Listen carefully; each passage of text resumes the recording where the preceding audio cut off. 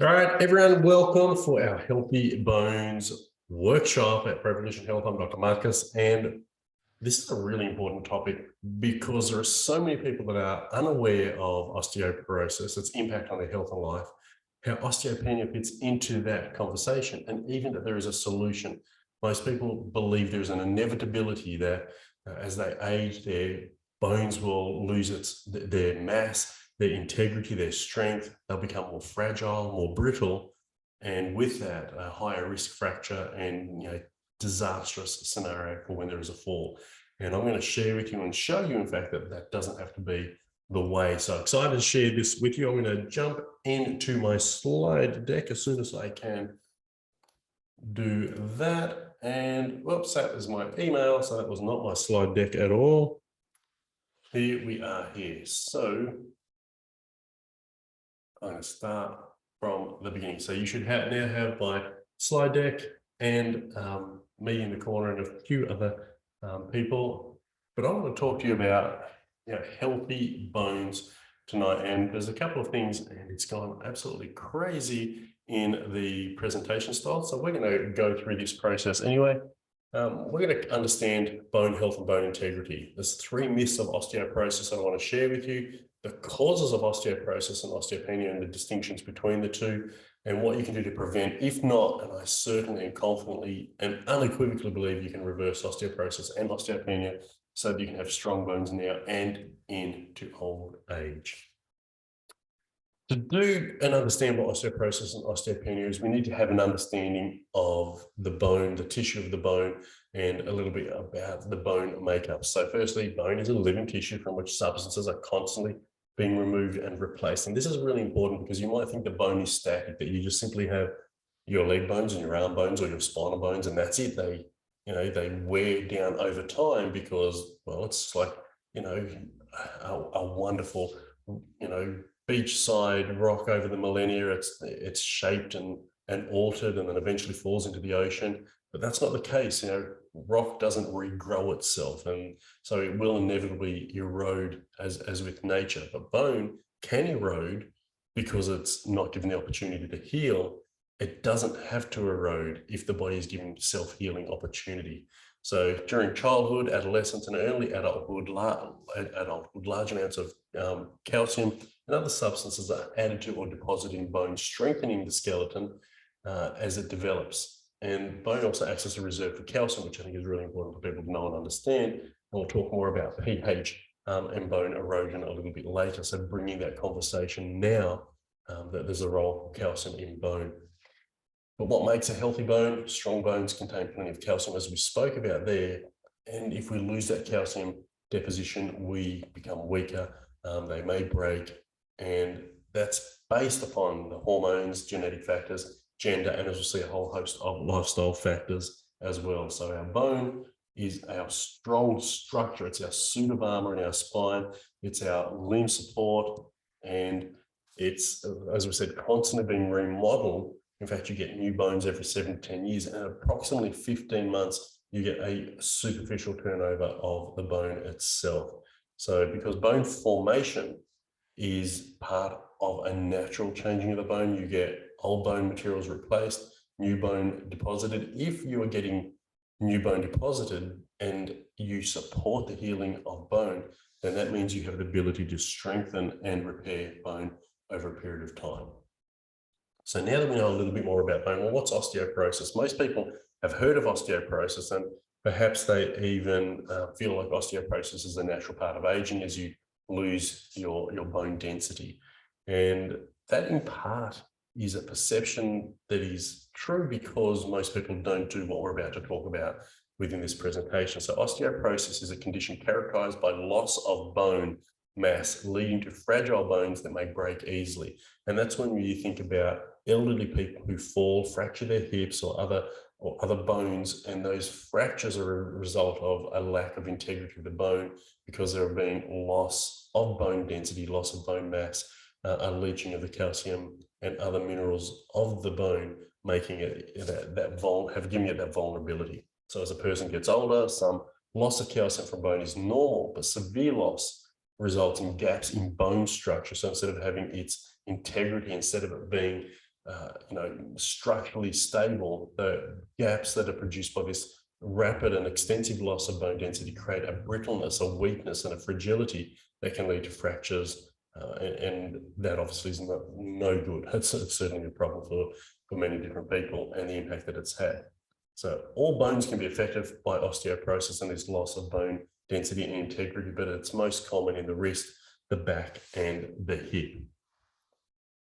Now, well, what's osteopenia? And osteopenia is reduced bone mass due to a decrease in the rate of bone synthesis to a level insufficient to compensate for normal bone loss. So it's a term also used to refer to any decrease in bone mass below the normal. So it's generally thought that we do lose some bone mass over time. And so we are always osteopenic after a certain age, losing some level of bone density.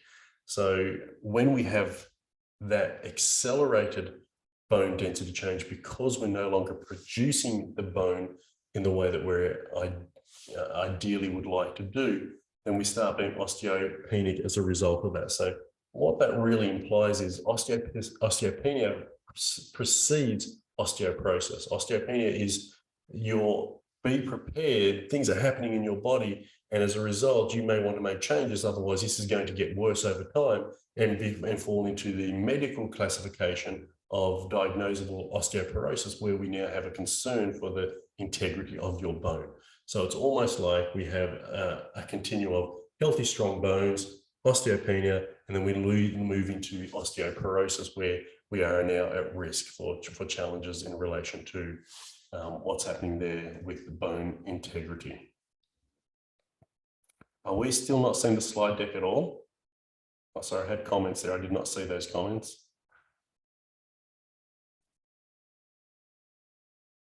Oh, okay. Let me stop sharing and start sharing.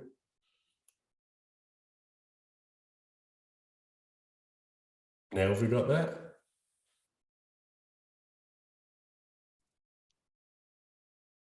Perfect. Okay.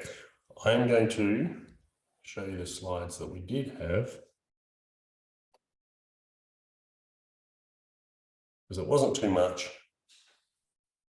And I'm going to have those put into the original.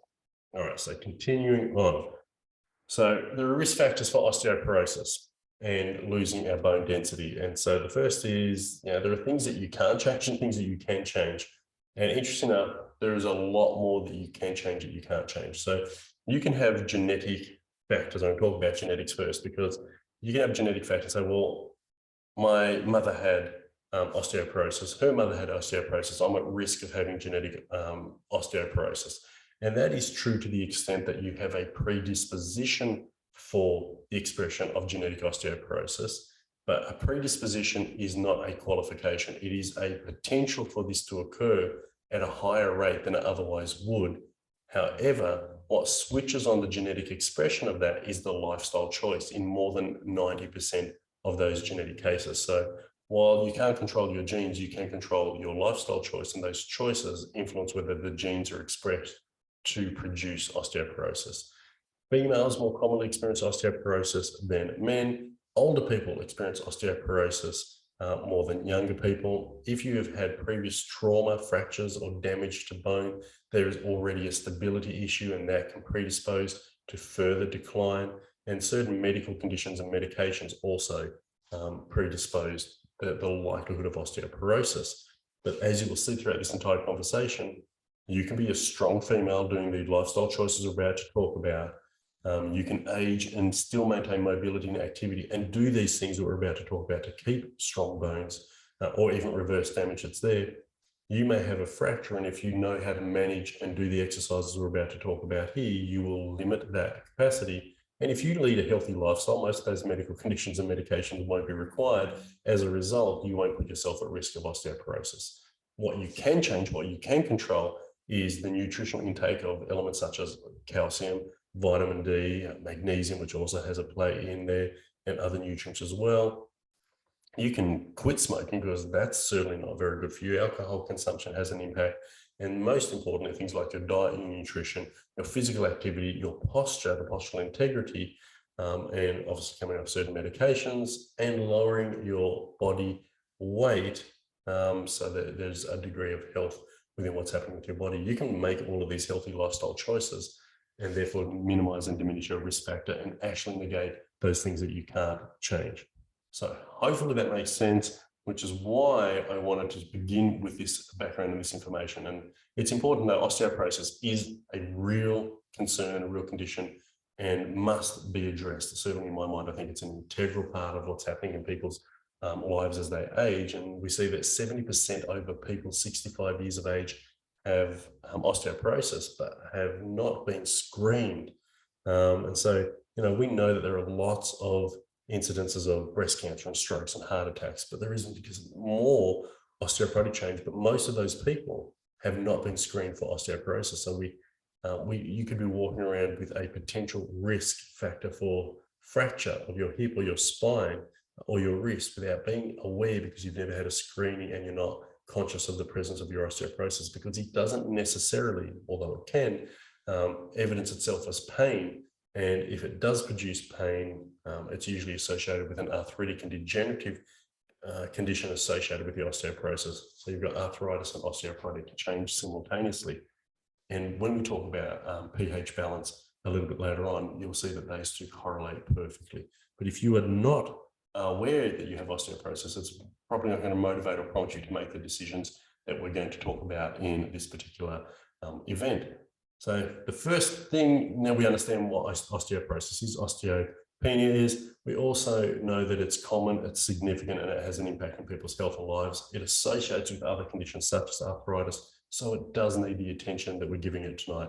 And we also need to recognize the 3 myths of osteoporosis, which is what a lot of people perceive and feel is true. And I want to abolish these myths here this evening, which is one: osteopenia or osteoporosis is inevitable. You're simply going to lose muscle, bone mass, and bone density over time, and you are going to shrink and become fragile. Nothing could be further from the truth. Completely preventable, avoidable, and even reversible. You can't reverse it if you have osteoporosis. Well, this is a myth, and I have worked with numerous people, and we have done the wonderful scans, the DEXA body scans that show the presence of loss of bone density and the osteoporosis. And we have seen through the application of the lifestyle choices we're going to see tonight, this increase in bone density, the reversal of osteoporosis to a not even osteopenic state, but a strong, healthy bone state. So the possibility is absolutely real. It is a myth to consider that once you have osteoporosis, you need to learn to live with it, or that the only thing you can do is have medications for this. You can do it entirely naturally as well. So I'm excited to be able to share this with you and overcome those myths so that you can live the life that you desire and, in fact, I believe deserve. So what's at the cause of osteoporosis and osteopenia? There are many, many more that I could talk about, but it'll be a 30-hour presentation instead of a 30-minute presentation. What causes osteoporosis and osteopenia? There are going to be factors like body weight, physical activity, diet, nutrition, supplementation, hormones, and stress levels. So bone strength is principally affected by these pillars: body weight. Interesting enough, and I spoke earlier that you may want to lose weight if you are carrying extra weight. But what I'm implying there is that's a health process, not an osteoporotic process, because heavier people tend to have stronger bones, and the stronger bones are a response to the weight that people carry. So you can be a heavier person with no problem for osteoporosis because the bones are strengthening in response to the carrying of the weight, but it comes with other health challenges, and we want to, where possible, address those. Physical activity is probably one of the most significant, if not, I believe, the most significant element. So regular exercise, particularly weight-bearing exercise and impact exercises, and we will talk more about all of these pillars. We'll go through them in depth, each of them. Those impact exercises in particular strengthen our bones. So our diet and nutrition and our supplementation, the calcium, magnesium, vitamin D, and K in particular are important for strong bones, as is having hormonal balance. So when you have irregular or you lose your menstrual cycles, or you go through osteoporotic change, or you have any other form of menopausal change, you start to change the hormones that coordinate bone integrity. So we want to always have a healthier hormonal state as possible. And finally, stress, being pro-inflammatory, creates not only inflammation, but changes the bone density through the acidity that takes place in the body. And I said we have a diagram that will explain that later. All right, let's go to the next slide. All right, pillar one, body weight. Being overweight can increase your bone density. And that does not imply that it's going to avoid osteoporosis, but it's also not the healthiest way to avoid it nonetheless. Having increased muscle mass, and this is the key part, and bone density from resistance activities is the right way. And we'll talk about this more in our exercise component. But suffice to say, a person may say, okay, my bones are really strong and it's helped me to have, my weight has been really healthy, been excessive, and it's helped me to have strong bones. And that may be in part true because the bones increase in density due to the weight. But when you lose the weight, you don't have to lose the bone mass if you maintain muscle mass and therefore physical activity to support that. So that's the first part that I wanted to talk about and reference.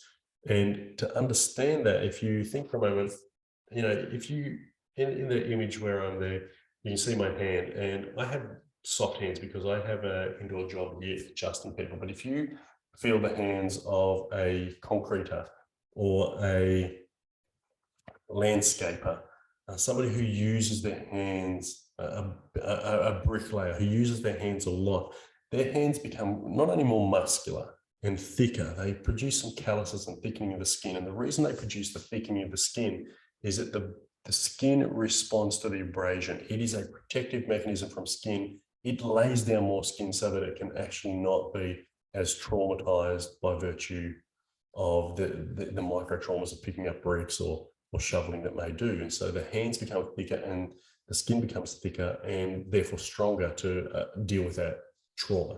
The same is true for bone. When you carry more weight, the bone gets thicker so it can take the weight of the person carrying the extra weight.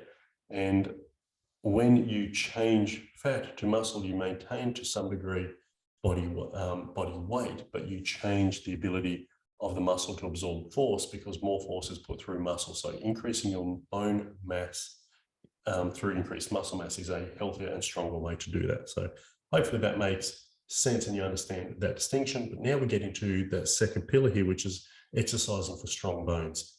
Weight-bearing exercise is so important. It stimulates bone-building cells called osteoblasts through just the simple impact of weight-bearing being transmitted through the bones. We spoke about, when you put weight on, there's more mass put through the bones.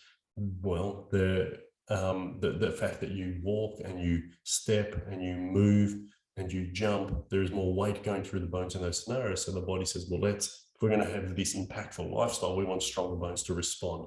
The body is adaptive. It recognizes that it needs to change according to the environment that it lives in.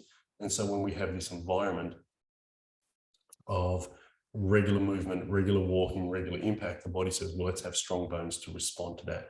We lose our bone density in the opposite way. When we have sedentary jobs and we sit down and we're not active, our body says, well, we don't need much bone density.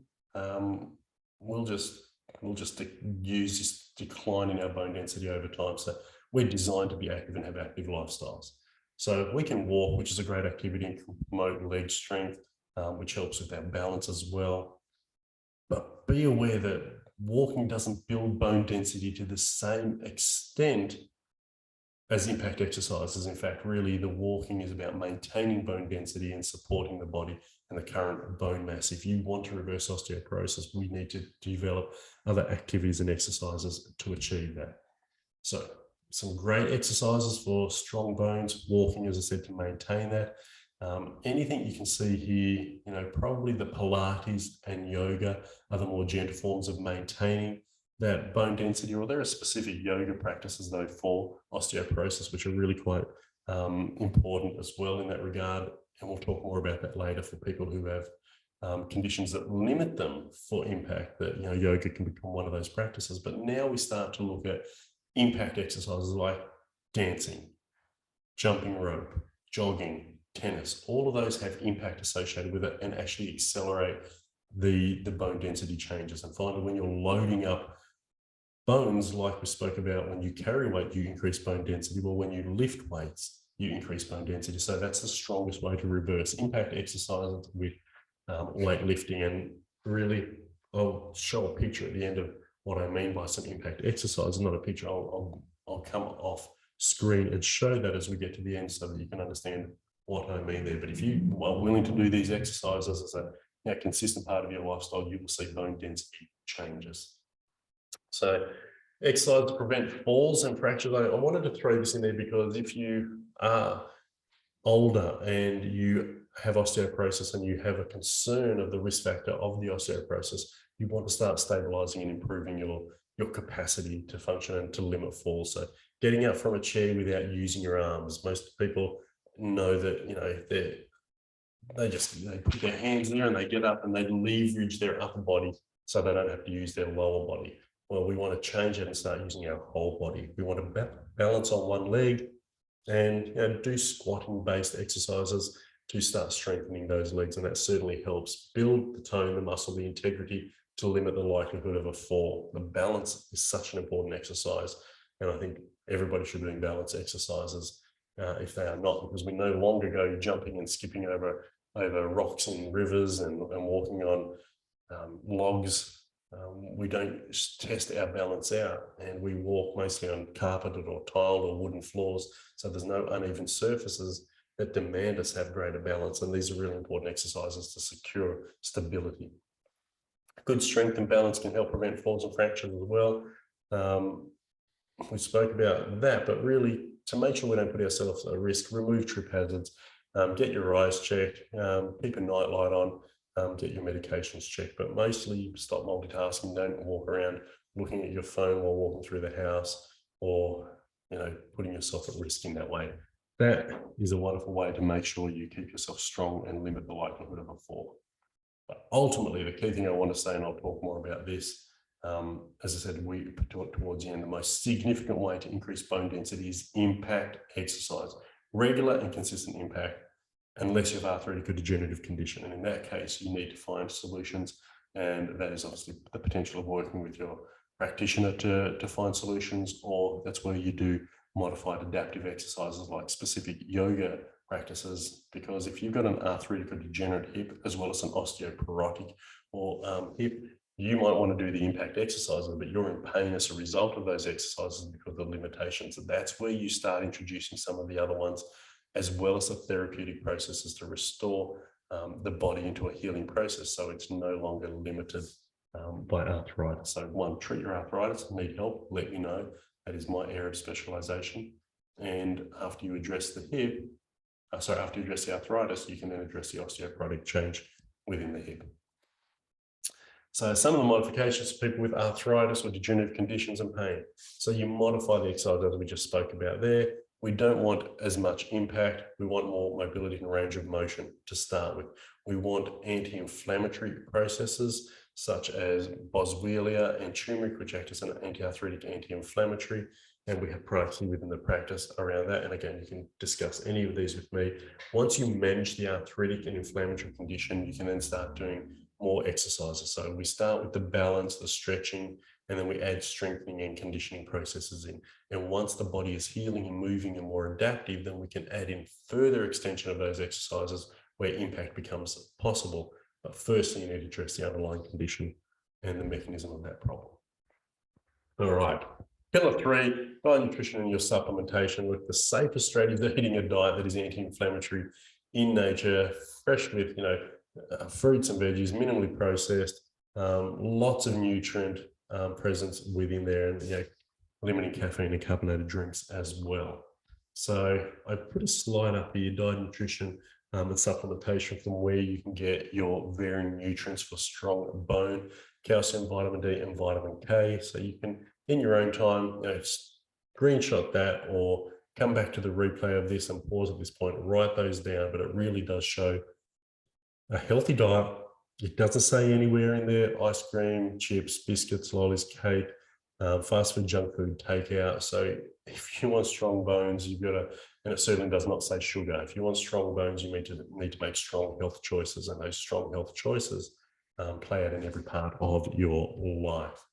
And so what I've done here is created the Provolution Health pH, which is your acidity food chart, and just a quick summary of things that you can do to reduce inflammation in your body. There's the avoid and the allowed list that is there, but I just wanted to briefly here talk about pH. So pH is your acidity. You can see in the pH food chart, there's a pH acidic to the left in the oranges and reds and yellows, and a pH alkaline to the right, which is the greens, the blues, and the purples.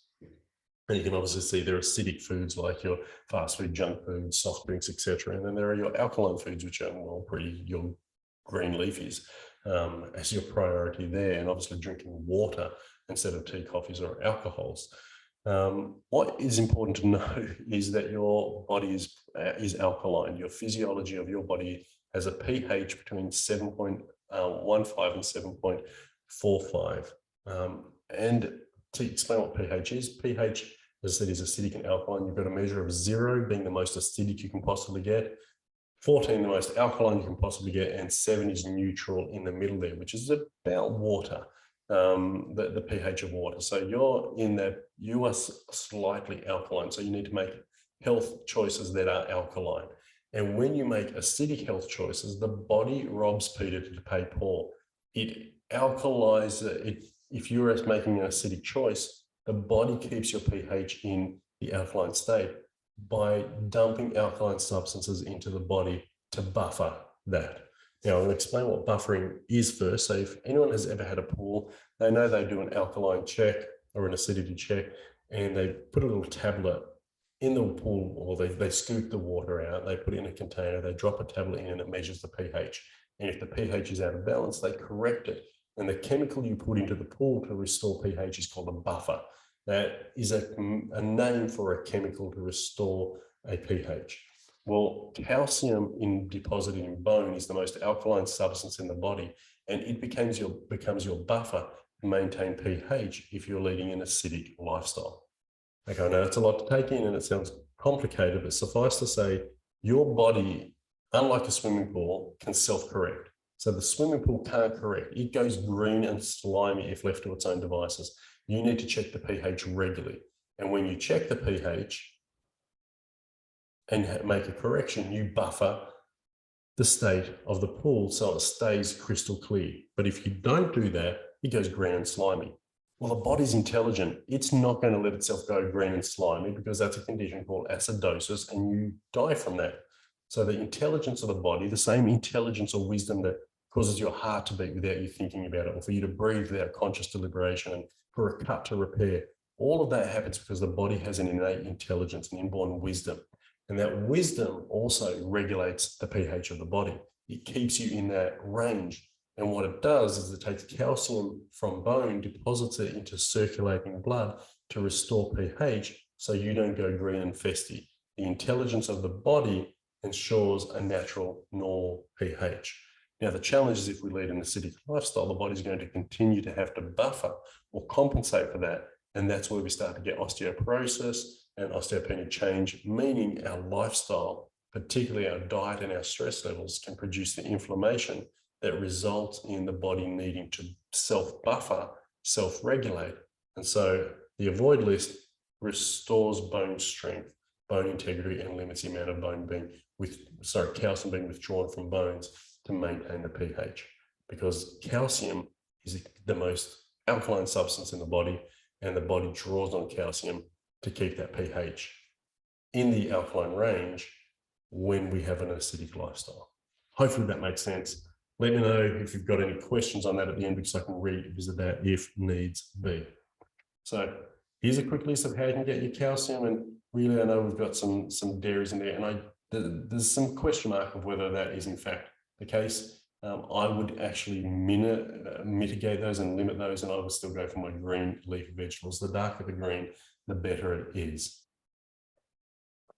Pillar 4, hormonal imbalance and osteoporosis. Look, this could be an entire conversation all on its own, particularly those who have a wonderful experience of hormonal change and hot flushes that go with that. And that, as said, could be its own presentation. But ultimately, hormonal imbalance presents in women, including irregular or loss of menstrual periods, menstrual pain, or heavy bleeding. These are signs of hormonal imbalance. If you have hormonal imbalance, you are likely creating changes within your bone density as a result of that. Magnified during the menopausal change of hot flushes, night sweats, inflammatory or painful conditions during menopause, which also include hormonal imbalance. So, as I said, it's way beyond the scope of tonight to address this, but rebalancing these hormones and correcting imbalances within the hormonal system can diminish the likelihood of osteoporosis and needs to be addressed. So feel free to, if this is you, to have a question with one of our team to get a solution for that, or certainly act to address that.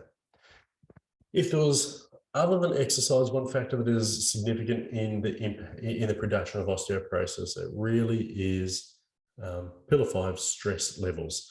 The more stress you have, the more it's going to alter your hormonal function, your inflammatory levels, and therefore produce not only the inflammation, but the acidity that creates that buffering response where we lose bone density. So very simply, the more you stress, the more inflammatory chemicals go into your body, the more acidic you become, the more the body needs to reduce the inflammation and acidity by taking bone, and therefore we're taking calcium from bone, deposit that, circulating that around to act as a anti-inflammatory alkalizing agent within the body. So inflammation is pro-acidic, acidity alters the pH of the body and requires calcium from bones to buffer the acidity due to the bone calcium's alkalinity.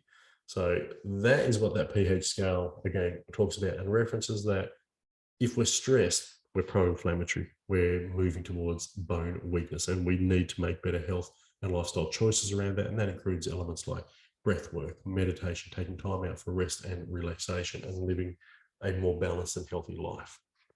And the reason that we do all of these 5 pillars, the reason we make these choices is because if we ignore them, and then the 70% of people who already have osteoporosis that are not aware that they have it, the progression of the spine can lead to not only degenerative decline, and you can see the body changes with that image there, that, you know, those rounding of the shoulders that happen and the dowager's hump that is produced, that's all a byproduct of both degenerative and bone changes consistent with osteoporosis. So we want the last stage of that, which is spinal fracture or hip fractures, to be avoided, so that we want to make these health and lifestyle choices now. So your spine, as you know, is a column of bones and discs in between, like basically there for the stacking of the bones. They need to stay strong. They need to stay even sized. If we don't make positive choices around our health and lifestyle, all of these pillars, then we limit the capacity of the body to respond.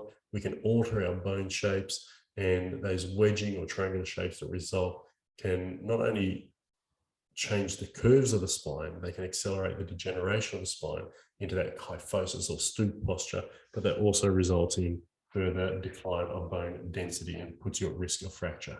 Progression of osteoporosis and degenerative change is a risk factor.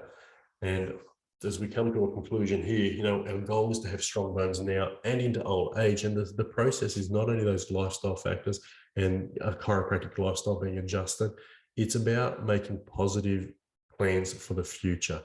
There are no reasons and no limits in terms of what potential exists for you to not only reverse osteoporotic change, but to lead an exciting and dynamic life. As you get older, a lot of people start to, you know, feel like that they maybe don't have the same value that they used to have when they were working or when they were younger. They don't necessarily have the same proactiveness, as a reluctance to be engaged in life, because perhaps they're feeling older, they've let their body decline, and the osteoporosis has limited their scope of mobility, movement, activities.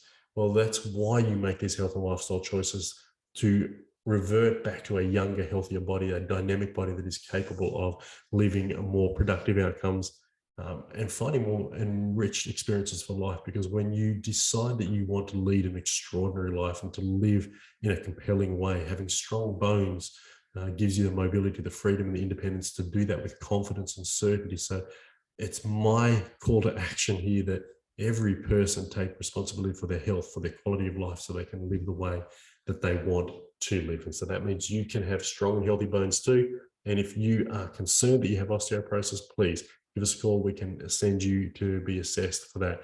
If you are unsure, we can still address that process. If you have osteoporosis, bring your x-rays or DEXA bone scans in, at an appointment and we can have a conversation about that. If you know anyone, a loved one who you have concern for their bone fragility, please help them by booking an appointment for them and ensuring that they know the possibility for reversal of this condition exists. So there's the phone number, 0262 992 or you can email us at info@provolutionhealth.com.au.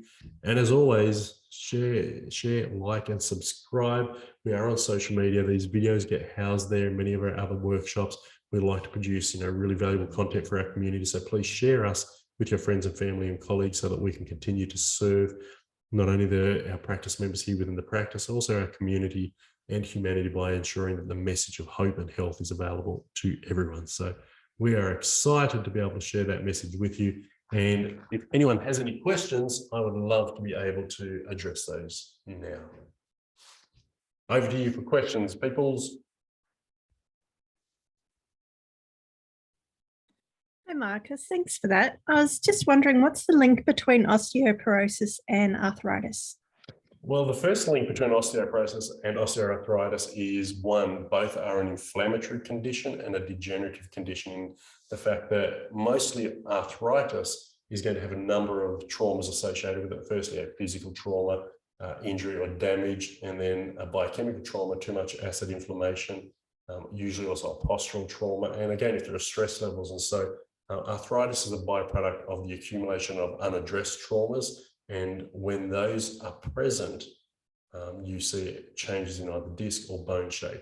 And they very frequently coincide and exist together because they are both bone trauma, inflammatory and degenerative conditions. One produces a lessening of the calcium deposits within bone, and the other produces bone spurs, which is oftentimes where the bone is leaking out of the calcium is leaking out of the bone. So they very commonly coexist in so many people, particularly more elderly people. You can have degenerative change in a younger person, but they're physically active. So you can have arthritis in a builder or a desk worker because they sit at a desk for a prolonged period of time, but they're young enough not to have lost the bone density, but the arthritis is present. But as we get older, it's almost a combination of both.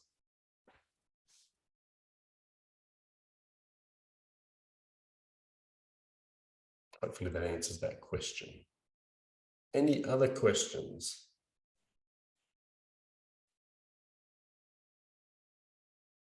Awesome. Well, I wanted to show you what I meant by, Amy, have you got another question there? I saw you unmute. I was just going to ask, has there been an increase in osteoporosis over time? And what the link? Absolutely seeing more osteoporosis, more degenerative disc conditions and more arthritic conditions now at a younger age than when I first was in practice. So I know it's hard to believe because I still look 25, but I have been in practice for, this is now I think my 28th year. And when I first graduated, it was common to see, arthritic conditions in the 50s or 60s, but rare to see it before that, and maybe the osteoporosis in the 60s or 70s. And then, probably 10, 15 years into practice, I started seeing people who might have had arthritic degenerative conditions in the 30s and 40s and the osteoporosis in the 50s and 60s. And now I'm seeing, it was only 2 years ago I saw my first arthritic condition in a 17-year-old. I'm not talking about juvenile rheumatoid arthritis, where it is a young autoimmune condition, an autoimmune condition attacking the young. I'm talking about 7-year-olds who have osteoarthritic wear and tear changes because of appalling posture. And then I'm also seeing people with osteoporosis in the 30s and 40s. So I believe we live in a more acidic lifestyle, the stress levels and the diet and the nutrition, and we live in a more sedentary lifestyle. So we are nowhere near as active and mobile as we used to be. So when you take the physical, chemical, and emotional factors that our lifestyle, that is present in our lifestyle at the moment, we are absolutely seeing more early onset osteoporotic and osteopenic change, more arthritic and degenerative change, and more disc injuries. And this is such an imperative that we look to our lifestyle, that we have chiropractic as part of our health and lifestyle choices, so that we can maintain the integrity not only of our spine, but also our nervous system, to allow the body to self-heal, self-regulate, which includes our pH and body's internal environment, as well as self-organized matter, including bone within the body. And those three words, that's the purpose of chiropractic: self-heal, self-regulate, self-organize. So we organize bone density because that's the purpose of a body free of interference. We regulate our pH. That's the sign of a body free of interference. And we self-heal. And free of interference is what, when we have subluxation or changes in spine and nerve function, we want to address that. The adjustment, the chiropractic adjustment, removes that interference to the body's ability to self-heal, self-regulate, self-organize, and limits the potential onset for some of these conditions. So short answer, absolutely, we're seeing more of it, and that's why healthy lifestyles become an imperative. Amy said, thank you, that makes sense, and you're very welcome.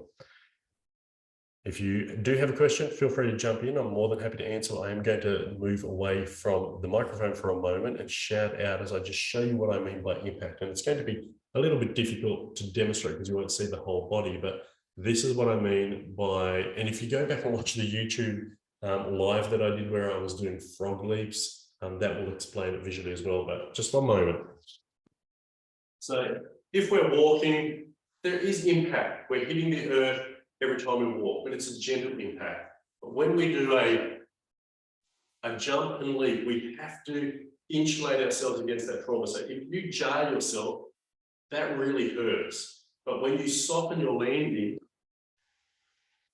you can be really light in that process. So that jump up, cushion your landing. Jump up, cushion your landing. That's called an impact exercise. And when you do that, the bone actually sends signals all through it as to change its density because it's used to experiencing, it's now saying, well, you're experiencing this axial force, this pressure, this compression. I better have stronger bone density as a result of that.